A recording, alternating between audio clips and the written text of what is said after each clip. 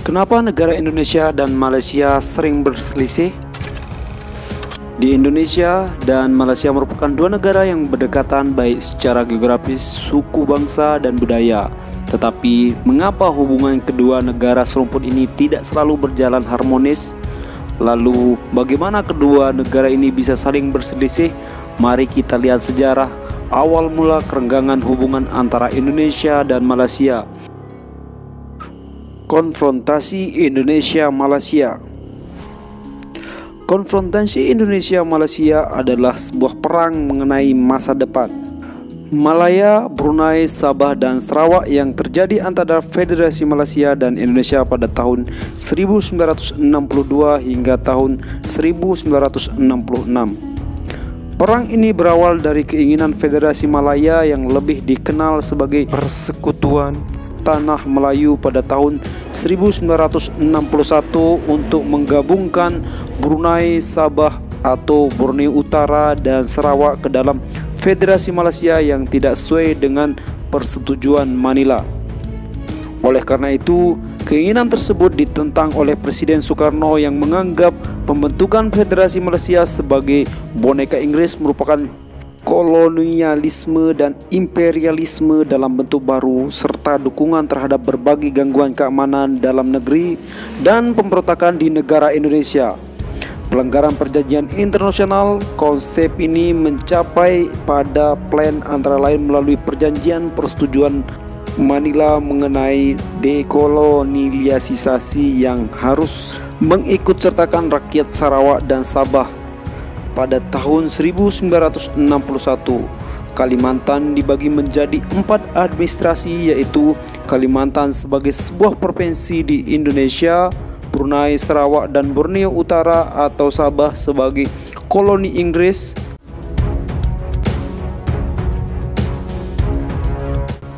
Inggris mencoba menggabungkan koloninya di Kalimantan dengan Federasi Malaya dan membentuk Federasi Malaysia. Rencana ini ditentang oleh pemerintah Indonesia. Presiden Soekarno berpendapat bahwa Malaysia hanya sebuah boneka Inggris dan konsolidasi Malaysia hanya akan menambah kontrol Inggris di kawasan ini, sehingga mengancam kemerdekaan Indonesia. Filipina juga membuat klaim atas Sabah dengan alasan daerah tersebut mempunyai hubungan sejarah dengan Filipina melalui Kesultanan Sulu.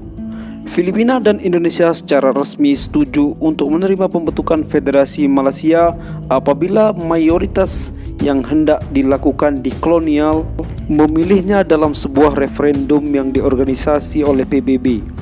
Tetapi pada tanggal 16 September sebelum hasil dari pemilihan dilaporkan, Malaysia melihat pembentukan federasi ini sebagai masalah dalam negeri tanpa turut campur orang luar. Tetapi pemimpin Indonesia melihat hal ini sebagai persetujuan Manila yang dilanggar dan sebagai bukti kolonialisme dan imperialisme Inggris. Pada tanggal 8 Desember tahun 1962 di Brunei, Tentara Nasional Kalimantan Utara memberontak. Mereka mencoba menangkap Sultan Brunei, menyegel ladang minyak dan menyandra orang Eropa, namun Sultan Brunei berhasil lolos dan meminta pertolongan kepada Inggris. Dia meminta bantuan pasukan Inggris dan gurau yang datang dari Singapura. Pada tanggal 16 Desember tahun 1962, Komando Timur Jauh Inggris mengklaim bahwa seluruh pusat pemberontakan utama telah diatasi. Kemudian pada tanggal 17 April tahun 1963, pemimpin pemberontakan ditangkap dan pemberontakannya berakhir. Kemudian tanggal 27 Juli tahun 1963, Presiden Soekarno memproklamirkan Ganyang Malaysia. 16 September tahun 1963, Federasi Malaysia resmi dibentuk. Brunei menolak bergabung dan Singapura keluar di kemudian hari. Pada tanggal 17 September tahun 1963, demonstrasi besar-besaran anti-Indonesia terjadi di Kuala Lumpur, Malaysia. Tanggal 3 Mei tahun 1964, Presiden Soekarno mengumumkan Dwi Kora yang isinya Ketahanan Revolusi Indonesia, Bantu Perjuangan Revolusi Rakyat Malaya Singapura dan Sabah untuk menghancurkan Malaysia Pada bulan Mei tahun 1964, pasukan Indonesia mulai menyerang wilayah di Semenanjung Malaya.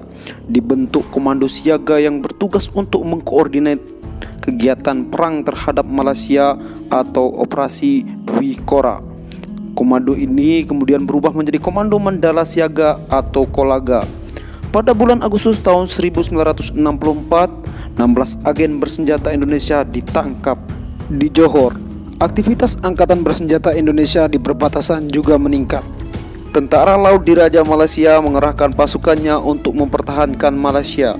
Misi utama mereka adalah untuk mencegah masuknya pasukan Indonesia ke Malaysia. Sebagian besar pihak yang terlibat konflik senjata dengan Indonesia adalah Inggris dan Australia, terutama pasukan khusus mereka yaitu Special Air Service atau SAS. Pada tanggal 16 Agustus tahun 1964, pasukan dari Regimen Askar Melayu Diraja berhadapan dengan 50 gerilyawan Indonesia. Pada tanggal 17 Agustus 1964, pasukan terjun payung mendarat di pantai barat daya Johor dan mencoba membentuk pasukan gerilya. Pada tanggal 2 September tahun 1964, pasukan terjun payung didaratkan di Labis Johor. Pada tanggal 29 Oktober tahun 1964, 52 tentara mendarat di Pontian di perbatasan Johor Malaka dan membunuh pasukan Resimen Askar Melayu Diraja dan Selandia Baru dan menumpas juga pasukan gerak umum kepolisian kerajaan Malaysia di Batu 20 Muar Johor. Pada tanggal 20 Januari tahun 1965, Indonesia menarik diri dari PBB. Bulan Januari tahun 1965, Australia setuju untuk mengirimkan pasukan ke Kalimantan setelah menerima banyak permintaan dari Malaysia. Pasukan Australia menurunkan 3 resimen kerajaan Australia dan resimen Australia Special Air Service. Pada tanggal 28 Juli tahun 1965, militer Indonesia menyeberangi perbatasan masuk ke timur Pulau Sebatik dekat Tawau, Sabah, berhadapan dengan Resimen Askar Melayu Diraja dan Kepolisian North Borneo Armed Constabulary. Pada tanggal 10 Juli tahun 1965, militer Indonesia yang berkekuatan kurang lebih 5.000 orang melabrak pangkalan Angkatan Laut Malaysia di Semporna. Serangan dan pengepungan terus dilakukan hingga tanggal 8 September, namun gagal. Peristiwa ini dikenal dengan pengepungan 60 hari oleh warga Malaysia.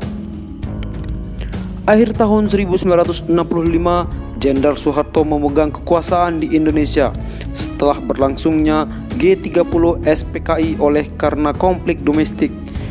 Keinginan Indonesia untuk meneruskan perang dengan Malaysia menjadi berkurang dan peperangan pun mereda. Pada tanggal 28 Mei tahun 1966 di sebuah konferensi di Bangkok, Kerajaan Malaysia dan pemerintah Indonesia mengumumkan penyelesaian konflik.